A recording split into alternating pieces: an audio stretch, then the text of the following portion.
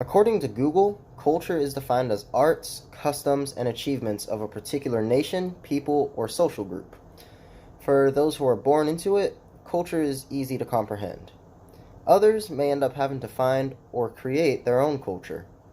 My name is Andres Cardona, and honestly, I feel like I fall in the latter category. I have a Mexican family, so I can understand how Mexican culture works. The food is authentic, everyone speaks Spanish, and there's always a Corona or a Modelo nearby. However, I never really felt like I fit into all that. I don't speak Spanish, I'm fairly light skinned, and I don't drink. Thankfully, I developed a hobby at a very young age. I started learning Brazilian Jiu Jitsu when I was 8, and I started wrestling when I was 10. And with that, I managed to find a culture for myself to fit into. My culture is grappling. So first, let's briefly discuss the competition aspect of grappling.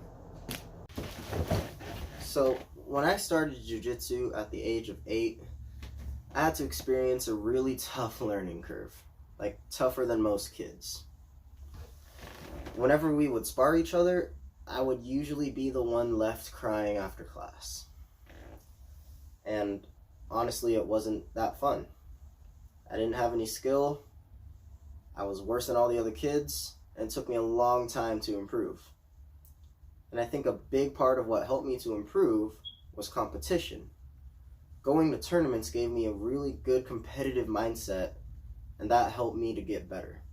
Moreover, going to tournaments and meeting more people helped me to understand the uniqueness of the grappling community and its awesome culture. So now, let's discuss the unique grappling attire, or the uniforms.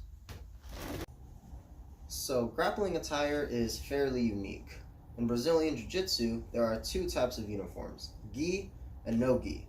A gi is like a robe or thick kimono, and a belt is used to tie it together. The color of the belt signifies the level of skill that the user is at. The adult belt order is as follows: white, blue, purple, brown, black. There is a separate belt system for kids that fall between white and blue. These are gray, yellow, orange, and green, all coming after white. I got my orange belt as a kid before getting promoted to blue belt at the age of 16, and currently, I am a purple belt. No gi is fairly self-explanatory. The user does not wear a gi. The user will instead wear some form of athletic attire. This could simply be shorts and a t-shirt. Customarily, one would wear a compression shirt or a rash guard and some grappling shorts, like so. Now, in a lot of tournaments, the color of the rash guard has to signify whatever color belt you are. I have a purple rash guard for that specific purpose. So next, let's touch on cauliflower ear. So one thing that really tells grapplers apart from regular people is this thing called cauliflower ear. So basically, what happens is repeated trauma occurs to the ear, and then blood forms in the outer ear and the cartilage overgrows. When left untreated, it turns bulgy and all deformed, like so. That's cauliflower ear. You can always tell apart a fighter when they have cauliflower ear. This is the mark of wrestlers, boxers, MMA fighters, and grapplers. Alright, all these guys typically go through some sort of trauma to the ear. Me specifically, I like to do a lot of wrestling takedowns where my ear is hitting the opponent's hip, and that is what causes my cauliflower ear.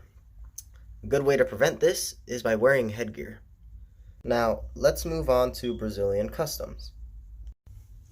So, another part of grappling culture, especially in jiu-jitsu, is the integration of Brazilian customs.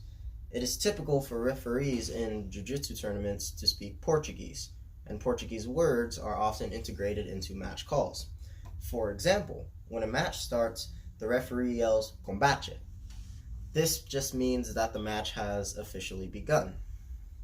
And when the match ends, whether the guy taps out or the timer runs out, the referee will yell "parou."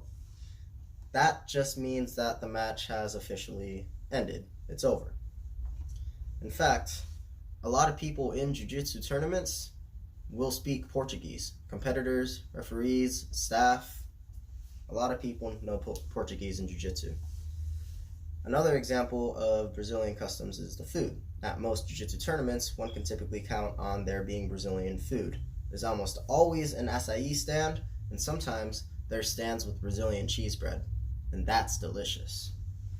So next, let's discuss the camaraderie that I have found in grappling. So I think one of the more subtle quirks of grappling culture is the camaraderie. When a grappler meets another grappler, even in competition, there's a huge sense of brotherhood because of what we do. We put all our hard work on the mats, we leave our egos at the door, and really welcome each other. I've always found it difficult to socialize with other people. As a kid, I didn't really have a lot of friends, and even now, meeting new people feels a little weird for me. But whenever I'm around other grapplers, I just feel more welcomed.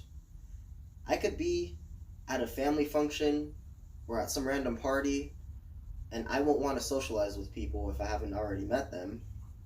But if I'm at some random grappling tournament, I'm happy to talk to people. I'm happy to meet new people. I'm happy to meet new grapplers. And honestly, in my personal experience, grapplers have just always been more approachable than most people.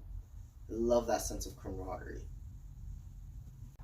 So to sum up, grappling has given me a community to fit into, and it has become a huge part of my own culture. Competing really helped me to understand and appreciate the grappling culture. I love wearing a uniform that represents my skill, whether it's with a belt or with a compression shirt. I love having cauliflower ears that make me stand out, even if they do look a little deformed. I love the different types of Brazilian food that I've been introduced to. Acai, the cheese bread. I love the Brazilian customs that come with grappling, and I love the camaraderie that I've only ever found with grappling. This has been Andres Cardona, and thank you for listening.